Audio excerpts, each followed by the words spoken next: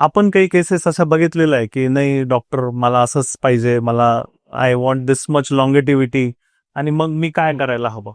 आता ते हिंदी पिक्चर बघतो ना आपण, हिंदी मूवीज, त्याच्यात एक ऍक्टर 10 विलन्सला मारतो किंवा 10 गुंडांना मारतो. ओके, तो मोठ्या बिल्डिंगवरनं उडी मारतो. हे सगळं अनरिअल आहे, बरोबर? जसं हे अनरिअल असतं, हे तसं अनरिअल आहे. त्याचं उत्तर ते झालंय.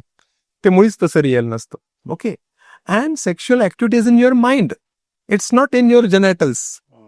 ती ब्रेन मधनं चालू होते. ती सगळे तुमच्या तिथे रिफ्लेक्सेस तयार होतात, ते तुमच्या जेनेटल्सला हे होतात, ते तिथे नसतात. So your mind should be stable. The attachment, the love is important. And at the end of story, what happens when you reach the climax? Everything is same. So shouldn't be compare with the films. Natural जी काही process आहे, natural जी physiology आहे आपली, तिच्यानेच ती गेलं पाहिजे.